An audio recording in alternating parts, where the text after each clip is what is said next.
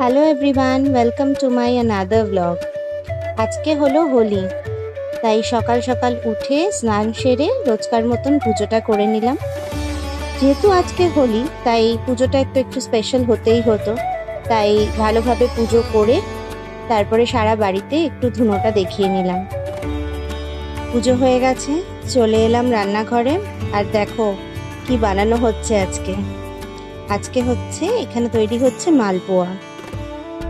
জানো তো, আমাদের বাড়িতে না যে কোনো পুজো হলে দুটো জিনিস ঠাকুরকে ভোগ দেওয়া হয়, এক হচ্ছে লুচি আর সেকেন্ড হচ্ছে মালপোয়া। এটা একদম ম্যান্ডেট।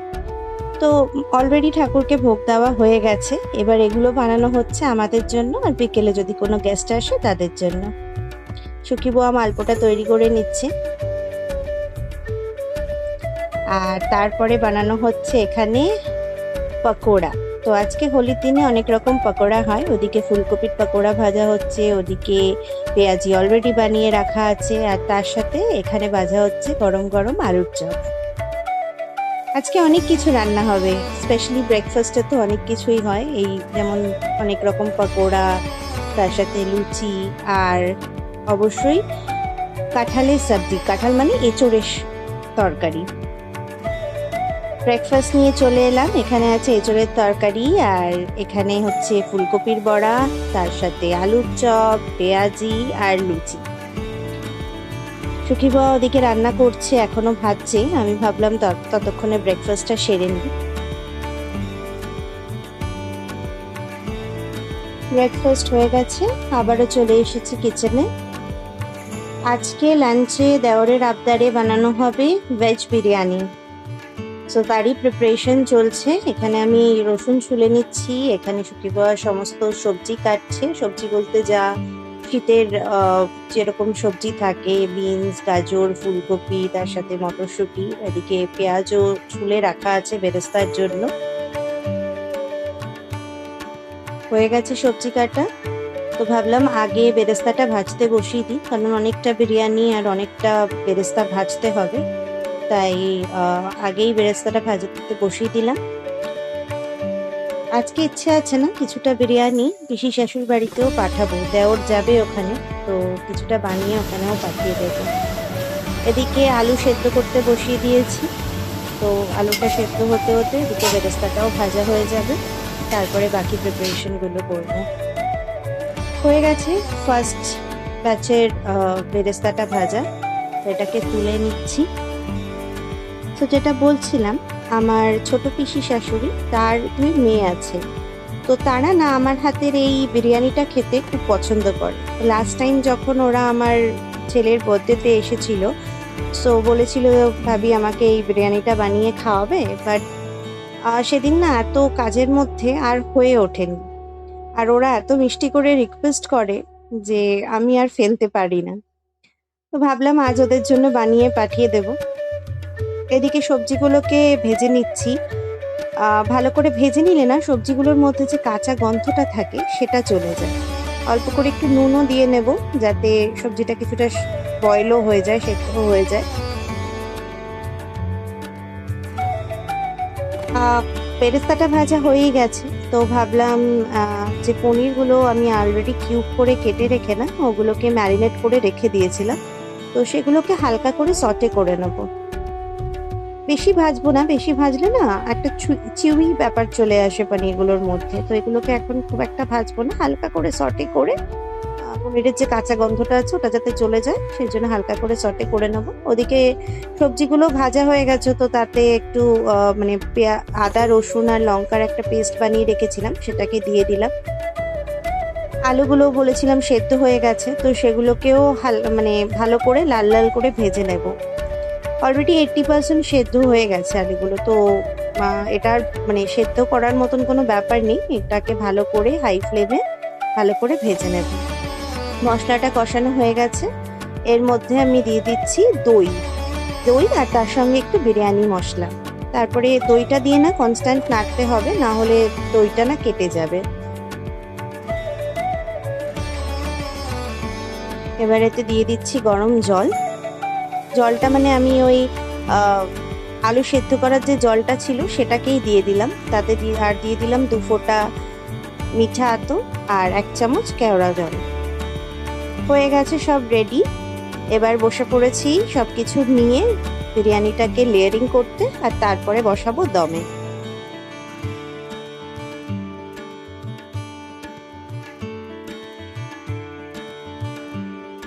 লেয়ারিং এর জন্য প্রথমে একটুখানি ঘি দিয়ে হাঁড়িটাকে ভালো করে মাখিয়ে নেব।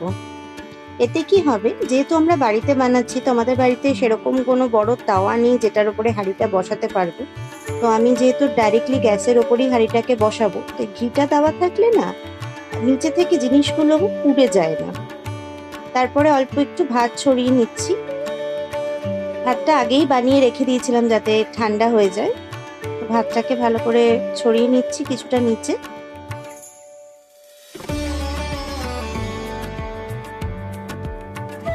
এরপরে এতে যে গ্রেভিটা বানিয়েছিলাম ভেজিটেবলসের, সেই গ্রেভিটা দিয়ে দিচ্ছি। একটু আমি ঝোলা ঝোলা রেখেছি গ্রেভিটা, যাতে পরে যখন ওটা দমে বসাবো তখন ভালো করে ওটা টেনে যায় আর কি, মিক্স হয়ে যায় সে সাথে ভাতের সাথে। তার ওপর থেকে বাকি ভাতের যে লেয়ারটা আছে রাইসগুলোকে আমি ভালো করে দিয়ে দিচ্ছি।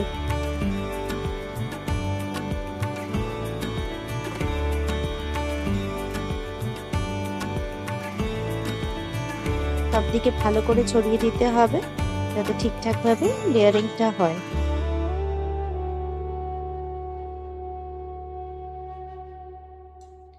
এরপরে ভাজা আলুগুলোকে একে একে দিয়ে দেব।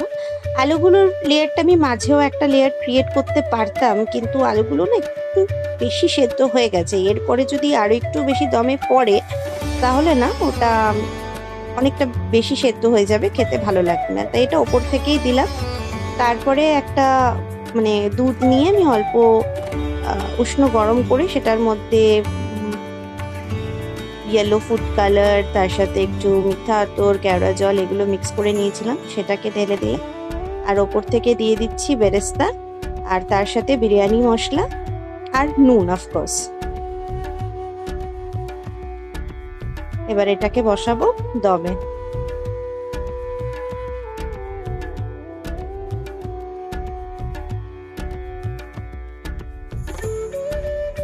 চলো, হয়ে গেছে বিরিয়ানি। এই যে খুললাম ঢাকনা, দেখে বুঝতেই পারছো অলরেডি দম হয়ে গেছে। ওপর থেকে অনেকটা ঘি ছড়িয়ে দিলাম যাতে ভেতরে একটা অয়েলি ব্যাপার থাকে, ড্রাই না হয়।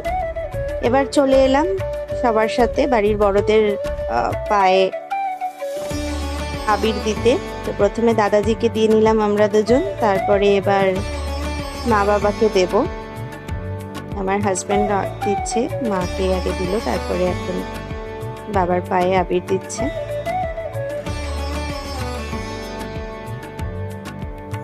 আসলে কি হয়েছে না, আমার দেওর বেরোনোর আগে আমাদের অ্যাকচুয়ালি প্ল্যান ছিল রাত্রেবেলা সন্ধ্যেবেলা হোলি খেলবো, কিন্তু যেটা আমাদের জেনারেলি হয়। কিন্তু দেওর বেরোনোর আগে অনেকটা রং আমার গায়ে দিয়ে গেছে।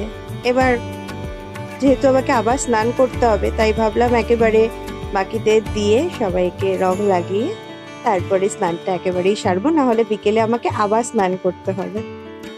এই যে সখী বুয়াও দিচ্ছে মা আর বাবাকে। আজকে দিনটা বেশ ভালোই কাটলো।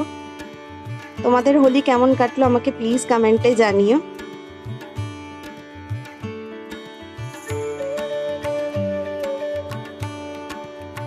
দেখেছো কত শান্তভাবে আমাদের বাড়িতে হোলি খেলা হয়।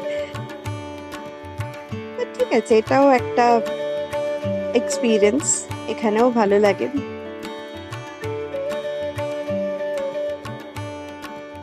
তোমরা কে কে কেমন করে হোলি কাটিয়েছো আমাকে প্লিজ জানিও। হোলি বা দোল যেটাই হোক, যেটা তোমাদের রিচুয়ালসে যেটা আছে সেটা কেমন করে কাটিয়েছো আমাকে জানিও। এই যে সব শেষে আমার মহারাজকে একটুখানি রং লাগালাম।